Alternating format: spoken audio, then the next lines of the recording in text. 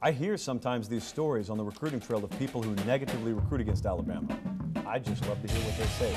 Let's go to break. Let's take one more look at Knoxville, Tennessee. We'll come back and read some Facebook questions. It's unfortunate.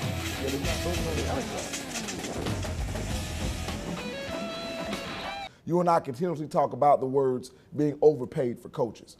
And we say your value is what a university feels your value is, and universities value different people for different reasons, correct? Yep. Individuals that can deal with situations like this are generally valued more if it's handled in the right way.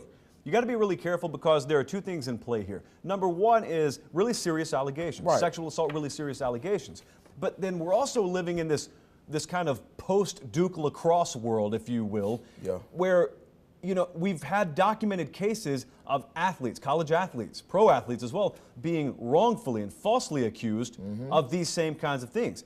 It's because sexual assault allegations against college athletes and against major college programs, that's become a multi-million-dollar industry for lawyers out there. And you've got a lot of lawyers that really prey on this stuff because there's blood in the water. Yeah. But I think now, with the edge that technology has given people, it's also given people a wrong edge, because what it's done is it has allowed a lot of people to put peer pressure on a lot of different individuals. Do you know, Rivers, that Alabama football profited $45 million in 2015? That's ridiculous. That's off a generated $95 million. That, by the way, if you're keeping score at home, is the most money ever generated by a single team in collegiate sports history. Dexter and Opelika. Now that we've learned Peyton Barber's mom isn't literally homeless and does live with his sister, can we agree it wasn't the best move for him to declare for the draft? It's hard for me to say what's the right move or the wrong move for an individual looking to secure his or her future, in this case, Peyton Barber. Now, I don't know what the situation is with him his mother living with his sister. It may not be advantageous for them right now. But Peyton Barber is obviously betting on himself. She doesn't own a home of her own. I guess that's what he should have said. She is in a less than a desirable situation, and he wants to help her. If that is Peyton Barber's mindset, then he absolutely made the right decision. You know why? Because it's his decision and no one else's.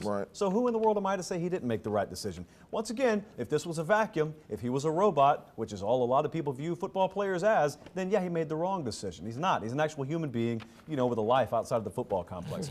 Kyle in Phoenix City, if you had to set the over-under on wins for Georgia right now, right here, we're doing this in February, what would it be, Rivers? It'd have to be 8.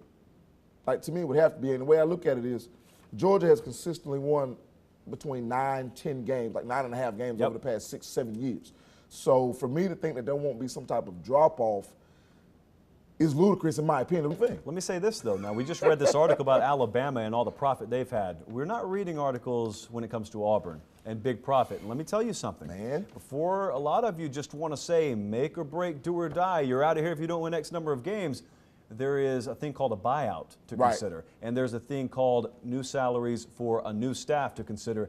And when you're tight financially, which contrary to very popular belief they are over there, it's not as easy as it sounds.